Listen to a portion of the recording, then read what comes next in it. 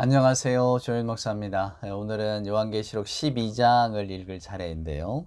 12장이 아주 재미있습니다. 붉은 용과 또 여인의 대결이 나오는 장면인데 영화 같아 재미있어요. 한번 읽어보겠습니다. 계시록 12장 1절입니다. 하늘에 큰 이적이 보이니 해를 옷 입은 한 여자가 있는데 그 발 아래에는 달이 있고 그 머리에는 12별의 관을 썼더라.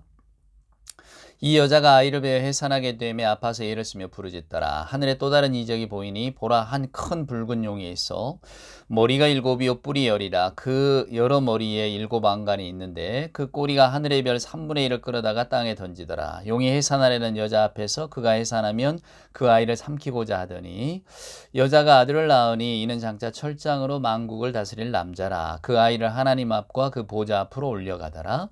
그 여자가 광야로 도망가며 거기서 1260일 동안 그를 양육하기 위하여 하나님께서 예비하신 곳에 있더라. 아멘. 예. 여자가 나옵니다. 그리고 붉은 용이 나오죠. 예. 뭘 의미할까? 또 정말 아리송해집니다만은 제가 요한계시록 서두에 시작하면서 말씀드렸듯이 요한은 그때 당시에 사람들이 알고 있던, 그리고 그때 당시 사람들이 받아들이고 인정하고 있던 신화적인 이미지, 또 뭐 어떤 전설들, 이런 것들을 다 가져옵니다. 왜냐하면 그걸 상징적으로 표현을 해야 되니까요. 그리고 물론 그 기반은 성경이죠. 그래서 구약에 등장하는 시각적 이미지들이 다 드러나고 있어요.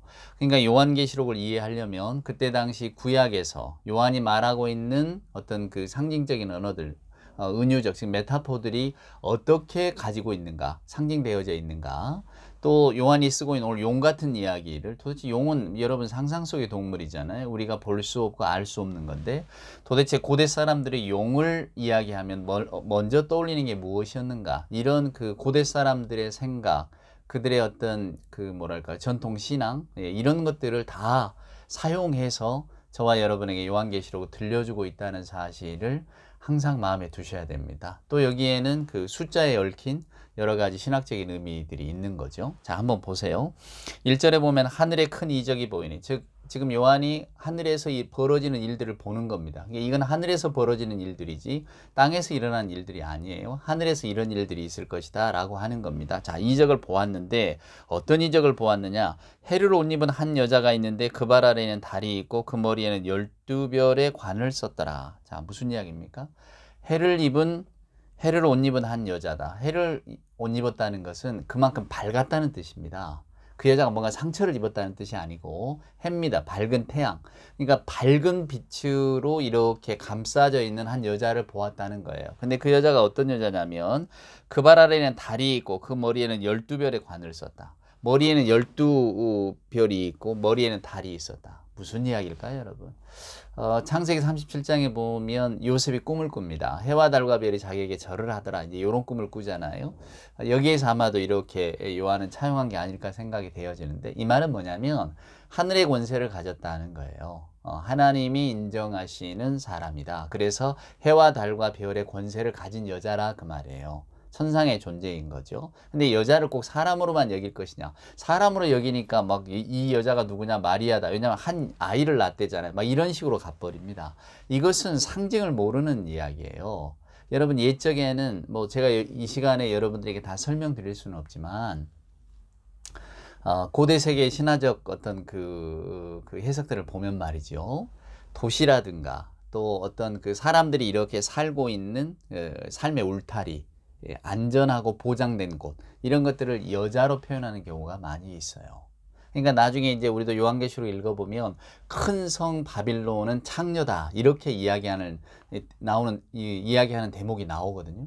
그러니까 큰 성 바빌론을 여자에 비했는데, 근데 그 여자는 그냥 어머니 같은 여자가 아니라 몸을 파는 창녀 같은 여자다. 비하하면서 이제 쓰는 말인 거죠. 그러니까 도시의 우리 인간이 더불어 살고 있는 한 도시를 그 여자로 표현한 겁니다. 그러면 이 여자는 어떻게 거룩하게 표현될까? 그게 새 예루살렘이에요. 새 예루살렘을 여자로 표현하는. 그러니까 오늘 여기 나오는 한 여자를 여러분 뭐 마리아라고 해석하거나, 또 이 여자가 아이를 낳았으니까 이 아이는 틀림없이 예수 그리스도라거나 이렇게 해석하시면 안 된다 그 말입니다. 자, 한번 보세요. 그래서 그 여자가 다리 있고 머리에 12벌의 관을 썼는데 이 여자가 아이를 베어 해산하게 되며 아파서 예를 쓰며 부르짖더라. 예. 구약 성경을 읽어보면 인간이 갖는 고통 가운데 가장 큰 고통이 해산하는 고통이라고 말합니다. 그러니까 오늘 요한은 이 여자가 가장 극심한 고통 중에 있었다고 하는 표현을 하는 거예요. 자, 그리고 3절에 보니까 하늘에 또 다른 이적이 보이니 또 하늘에서 일어난 일들을 보았는데 한 붉은 용이 있었대요. 자, 이것도 역시도 땅에서 있는 일이 아닙니다. 하늘에서 일어나는 일이에요. 자, 그런데 이들이 이제 땅으로 내려오는 거죠. 자, 한 붉은 용이 있어서 붉다는 것은 여러분 우리가 구약에 우리 계시록에 또 상징을 보았잖아요. 흰 것은 정결한 것, 순수한 것. 하지만 붉은 것은 피, 약탈, 살해 뭐 이런 것들을 상징한다고. 그러니까 붉은 말이 나타나면 불길한 겁니다. 오늘 이 붉은 용이라고 하는 것이 지금 저나 여러분이 쓰는 어떤 색깔의 이미지하고는 전혀 다르죠. 만약에 지금 이렇게 그 뭐 붉은색이 그런 의미를 갖고 있다라고 한다면 뭐 정치하는 분들이 자기들의 로고에다가 막 붉은색을 입히고 그럴 수가 있겠습니까? 이제 그런 의미하고는 다른 거예요.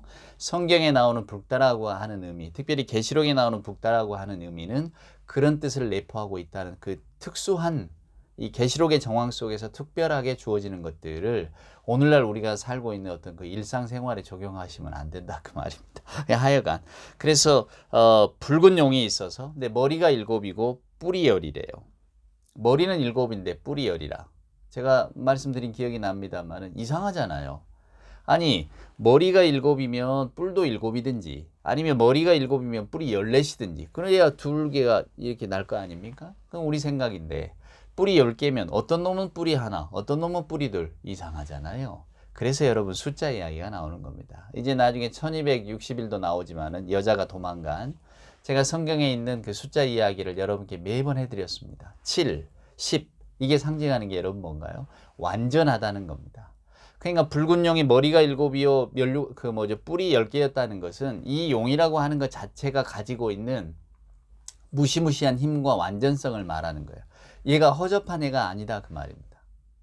우스갯소리 한번 드릴까요? 여러분 혹시 종로의 보신각 우리가 새해가 되면 종을 칩니다. 몇 번 치는 줄 아십니까? 33번 칩니다. 여러분 왜 33번 칠까요?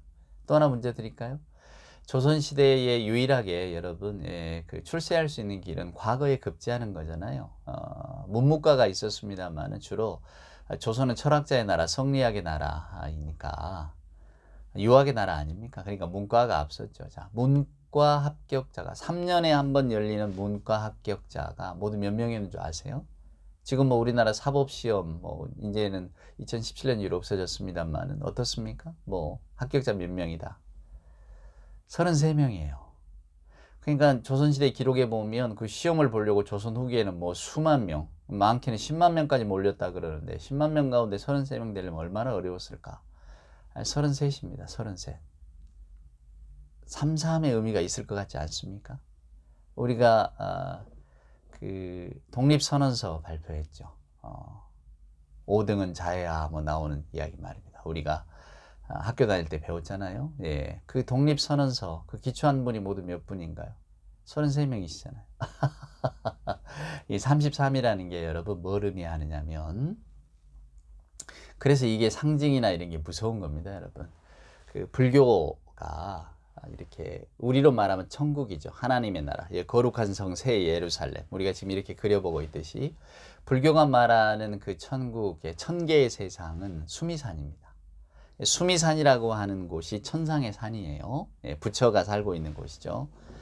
거기에 보면 수미산 정상이 있어요. 수미산 정상에 가면 동서남북으로 네 신이 살고 있답니다. 이게 불교적 세계관이에요. 제가 지금 여러분께 불교 이야기 하려는 거 아니니까 그냥 빨리 지나가겠습니다. 동서남북에 네 신이 살고 있는데 그 동서남북에 성을 하나씩 지었는데 그 성이 하나가 아니라 8개씩 있대요. 그게 8개 신이 사는 겁니다. 8개의 성에서 각각의 신이 살아요. 그리고 모두 곱하면 몇 개입니까? 32개잖아요. 우리는 24장로가 하나님 앞에서 찬송했다고 되어 있잖아요. 성경에 보면. 그 24라고 하는 것의 의미를 말씀을 드렸잖아요. 근데 불교는 그게 32이라고 생각했대요. 그리고 수미산 한가운데도 역시 하늘의 성이 있을 것 아닙니까? 그래서 그걸 다 합치면 33개예요. 그래서 그 마지막에 있는 그 수미산 정상에 있는 그 성이 도리천입니다. 왜 그 신라의 그 유명한 선덕여왕, 뭐 선덕여왕 아시잖아요, 여러분. 모란꽃 보고 향기가 있네 없네 했던, 예, 그 선덕여왕의 유언이 내가 죽으면 도리천에 묻어다오 이거였다잖아요. 도리천이 뭐 어디 있겠어요? 그 경주에 있는 어떤 산을 이야기한다는데 이게 불교적 세계관인 겁니다. 가장 좋은 것, 가장 완벽한 것, 하늘의 세계, 그게 33이에요. 그게 계속해서 면면이 내려오니까 여러분 어떻게 되는 겁니까? 보신강적도 33번 치는 거고요. 조선시대 문과 합격자도 33명을 뽑는 겁니다. 독립선언서를 기초할 때도 33명이 모여서 하는 거고요. 거기에 목사님들이 몇 분 계셨거든요. 과연 33이라고 하는 숫자의 의미를 아셨을까? 물론 아는 분도 있었겠지만, 그래서 그 33일, 그런 숫자들의 의미가 중요한 거예요, 여러분. 그냥 뭐 아무나 몇 명 모여서 합시다. 그냥 뭐 이번에 뭐 대과 합격자, 문과 합격자 50명으로 합시다. 뭐 이랬을 것 같은데 33이라고 하는 의미를 가져오잖아요. 그래서 이 숫자가 중요한 겁니다. 오늘 이 이야기도 말입니다. 그 11장에 보면 여러분 두 예언자가 나오잖아요. 뭐 예수님이 갈멜산 그 뭐지 예수님이 변화산상에서 만난 모세와 엘리야라고도 하기도 하고 뭐 여러 가지가 있습니다만 이 두 예언자가 1260일을 예언하는 거예요. 11장에서. 그러니까 1260일이라는 게 뭡니까? 그게 이제 요한이 지금 이야기하고자 하는 박해의 때예요. 박해의 때. 한 때, 두 때, 그리고 반 때. 3년 반. 다니엘도 이야기하는 것처럼 1260일. 불완전한 시간입니다. 왜 얘들은 이 일들은 이 고난이라고 하는 것들은 예. 하나님의 손안에 들어있지만 하나님이 완전한 게 아니잖아요. 완전한 건 하나님께서 이 고난을 다 이기게 하시고 우리를 승리하게 하시는 거니까. 그러니까 그때 박해의 때가 심해 보이고 길어 보여도 얼마 되지 않는다는 거예요. 그게 1260일, 한때, 두때, 반때, 3년 반이라는 의미입니다. 그러니까 11장에서 두 예언자가 3년 반 동안 예언을 하잖아요. 3년 반 예언을 하는 거예요. 그 예언 속에서 박해당하고 죽임을 당하고 막 그러잖아요. 그러니까 결국 이 12장도 계속해서 이어지는 것처럼 지금 이 박해의 때란 말이에요. 요한도 지금 박해의 때를 살고 있잖아요. 지금 우리의 때가 한때, 두때, 반때다 그 말이에요. 1260일.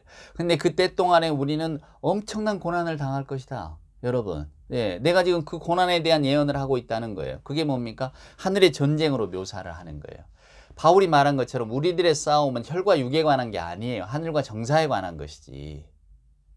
여러분. 예. 그러니까 오늘 요한이 저와 여러분에게 계시록을 통해서 보여주는 사건은 우리 인간 세상에서 일어나는 일들, 우리가 계획하고 우리가 만들어낸 일들이 아니다 그 말입니다. 이것은 다 하늘에서 벌어지는 영적인 전쟁이다 그 말이에요. 그러니까 오늘날에 저와 여러분이 우리가 그 뭐 종말의 때를 삽니까? 오늘날 우리가 예수 믿는다고 박해하는 때도 아닌데 라고 생각하기 쉽지만 우리를 둘러싸고 있는 모든 생각과 세계가 흘러가는 방향들은 예수의 말씀과는 정반대로 가고 있다 그 말입니다. 요한은 지금 만약에 나타났다면 이것 역시 박해의 때라고 말할 겁니다. 우리는 여전히 종말의 때를 살고 있는 거죠. 죽인다고 목에 칼을 들이대지 않는다고 해서 저와 여러분이 신앙생활을 온전히 잘하고 있을까요? 오히려 박해의 때는 예, 어쩌면 우리가 순교의 각오를 가지고 할 수도 있겠죠. 근데 오늘날 같은 때에 누가 예수 이름 때문에 네 목숨을 바꾸자고 하지 않은 때에 그런 박해가 없는가? 아닙니다. 더 영적인 박해가 오잖아요. 저와 여러분의 생활 습관, 전 세계의 사람들이 살고 있는 어떤 그 생각하고 있는 생각의 어떤 그 흐름들 말입니다.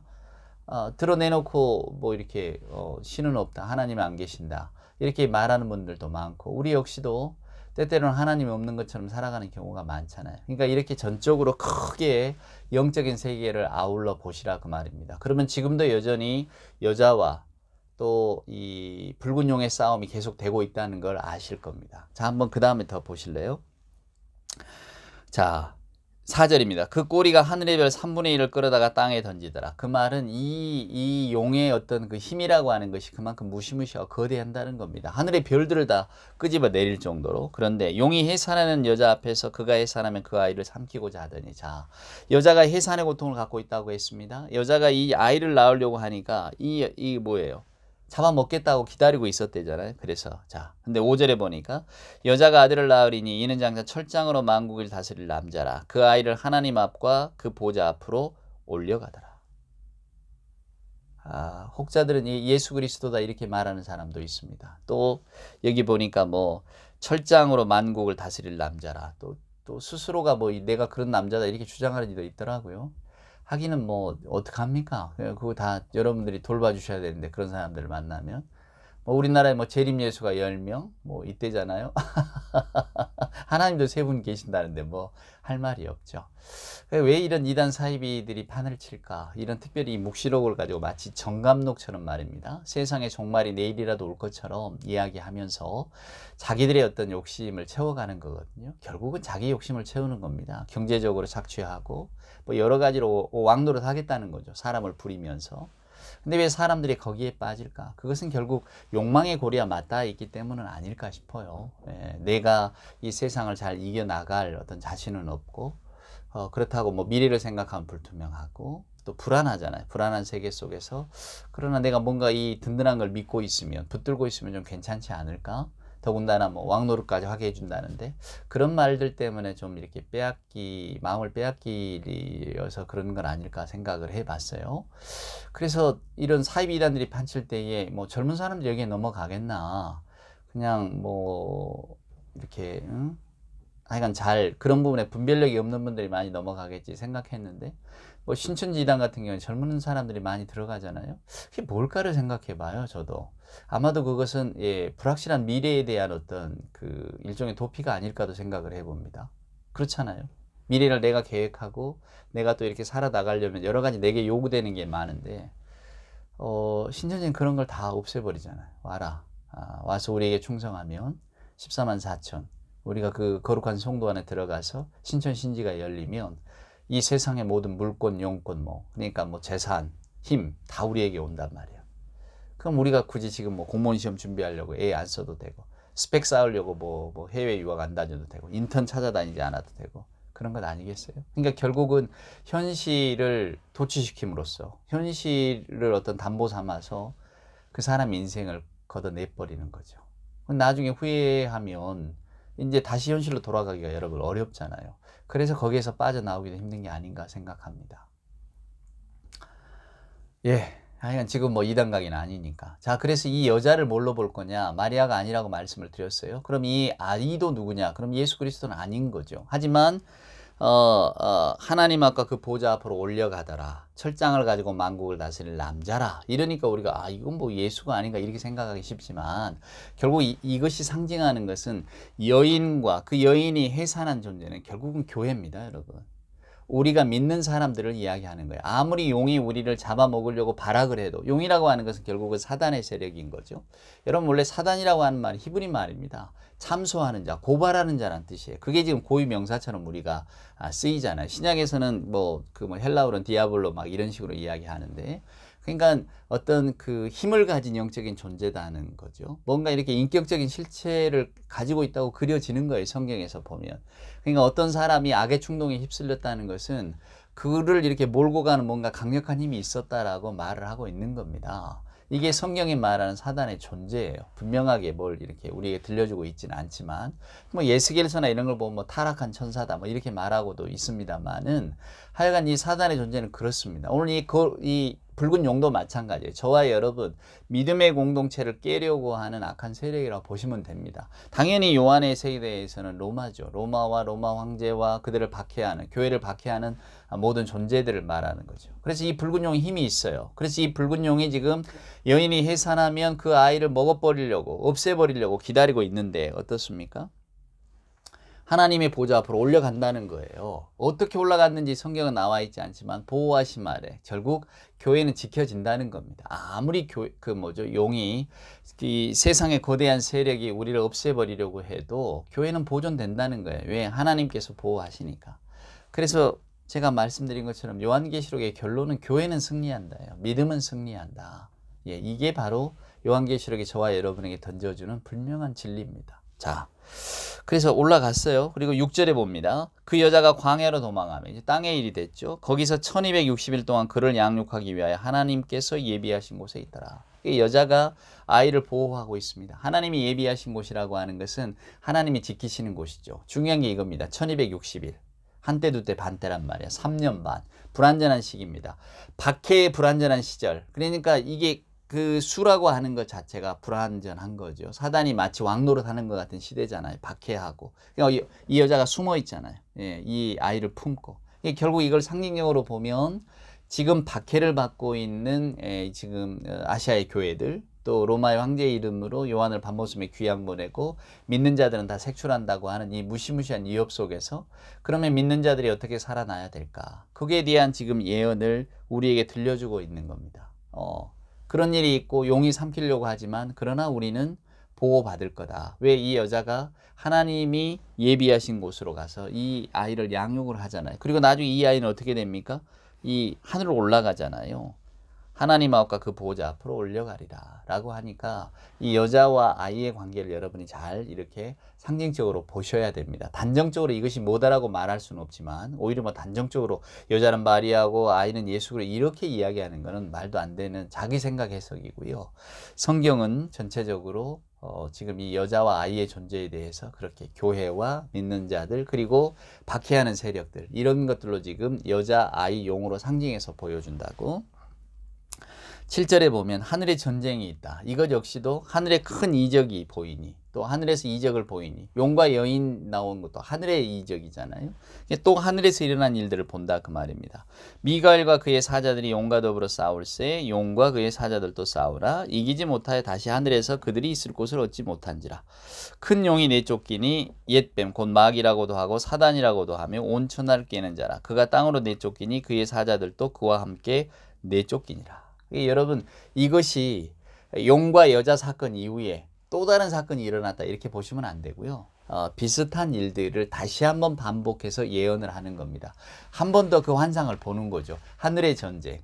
이것은 영적인 전쟁이다 그 말이에요. 지금 우리가 싸우고 있는 것은 단지 로마 황제가 칼을 가지고 우리들을 위협하고 이런 이야기가 아니라 지금 이것은 영적인 전쟁입니다. 내가 종말의 때를 그렇게 보여주겠습니다 라고 하는 겁니다. 혈과 육에 대한 씨름이 아니라고 바울이 분명하게 말했다고 말씀드렸잖아요. 그런 겁니다. 자, 그래서 이 미가엘이라고 하는 이가 갑자기 툭 등장하는데 이는 뭐냐? 유대 전통 묵시문학에서 유대 사람들의 생각 속에 미가엘은 하나님의 천사장이었대. 천사들의 우두머리였다 그 말입니다. 그래서 종말의 때에 이스라엘을 큰 환란에서 건져낼 수호신쯤으로 여겼다는 거죠. 유대적, 즉 이스라엘적 전통 해석에서 나온 이야기입니다. 요한은 역시 유대인이었잖아요. 유대의 전통을 알고 있었기 때문에 하늘에서 전쟁이 있으면 누가 장수로 나올 거냐? 당연히 미가엘이 나오겠지. 천사들의 우두머리였으니까. 이렇게 생각하는 겁니다. 지금 우리가 만약에 성경적으로 그러면 뭐 미가엘이라고 하는 게 천사의 정말로 장입니까? 이렇게 묻는다면 그건 성경이 그렇게 우리에게 가르쳐주고 있는 건 아니에요. 그냥 유대의 묵시문학 속에서 받아들여지는 뭐 그런 것들이니까 우리도 그 정도로만 알고 있으면 될 것 같습니다. 자, 그러나 큰 용과 싸웠는데 이기지 못해서 다시 어떻게 됩니까? 쫓겼다 그러잖아요. 쫓겼습니다. 땅으로 쫓겨났죠.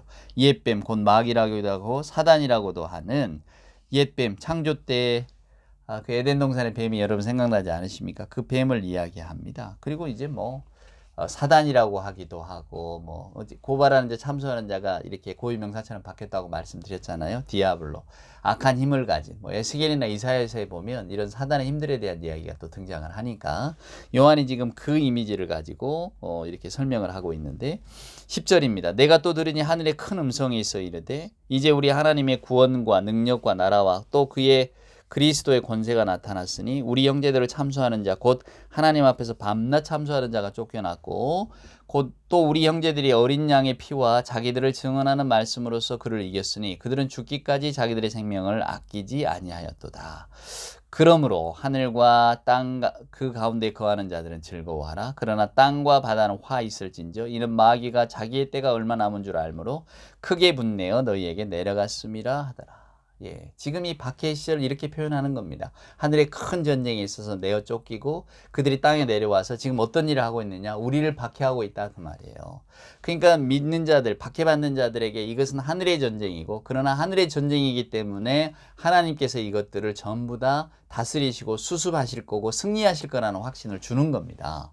우리가 그냥 단순히 로마 황제, 눈에 보이는 저 황제, 로마의 어떤 칼과 싸우는 게 아니라고 요한은 더 큰 그림을 보여주는 거죠. 이 어떤 이야기가 나옵니까? 하늘에 큰 음성이 있어. 큰 음성이 뭐겠습니까? 주변에 있는 어떤 뭐랄까요? 그 천상의 큰 무리들이 노래하고 찬송하고 찬양하는 소리겠죠. 그게 뭡니까? 결국은 하나님이 이기신다는 겁니다. 그 뭘로 이깁니까? 어린 양의 피로 이기는 거죠. 어린 양의 피로. 그러니까 순교자의 피는 헛되지 않는 겁니다. 그들은 죽기까지 생명을 아끼지 아니하였다. 그 천상의 존재들 가운데 우리보다 앞서간 순교자들이 다 있다라고 하는 것을 다시 한번 요한이 강조하는 겁니다. 순교를 앞둔 이들이여 두려워하지 말라는 거예요. 왜? 우리는 전부 다 천상의 존재들이 될 것이니까 라고 하는 용기를 또한 불어넣어 줍니다. 그래서 하늘과 그 가운데 거하는 자들은 즐거워하라 이렇게 이야기하잖아요. 근데 반대가 있습니다. 땅과 바다. 예, 땅은 이제 용들이 통치하는 공간이 되고 바다는 말씀드린 것처럼 암흑과 그 다음에 혼돈의 세계라고 그랬잖아요. 그러니까 바다에서 용이 올라오고 바다에서 짐승이 나오는 겁니다. 예, 이제 이 붉은 용은 이제 퇴장할 때가 됐어요. 또 다른 이제 괴물이 나타나게 되는데 그 이야기는 다음 시간에 해드리도록 하겠습니다. 한 번 더 이 말씀을 반복해서 들어보시면 더 큰 유익이 될 줄 압니다. 제가 뭐 한 주에 2편씩 이렇게 올리고 있잖아요. 그거는 뭐 2편씩 준비가 되니까 하는 건데 여러분들은 때때로 계속해서 유튜브는 자료를 뭐 마치 여러분 도서관처럼 제공하고 있으니까 계속해서 돌려가면서 한 번쯤은 반복해서 들어보세요. 그러면 이해가 확실하게 옵니다. 아, 이렇구나. 그림이 그려진다. 그 말이에요. 막연하게 그냥 계속 따라만 오셨다가는 그때는 알았지만 또 지나면 잊어버리고 아, 이게 뭘 의미하고 있었지? 이 시간의 의미가 뭐지? 이 숫자의 의미가 뭐지? 이렇게 그냥 놓쳐버린다. 그 말입니다. 그래서 한 번쯤 더 듣고 더 들으시면 여러분들이 이제 분명한 그림을 그리실 수가 있을 겁니다. 네, 다음 시간에는 12장에 있는 이 마지막 부분하고 13장에 있는 부분을 또 여러분과 나누도록 하겠습니다. 오늘도 주 안에서 평안하시기를 기원합니다.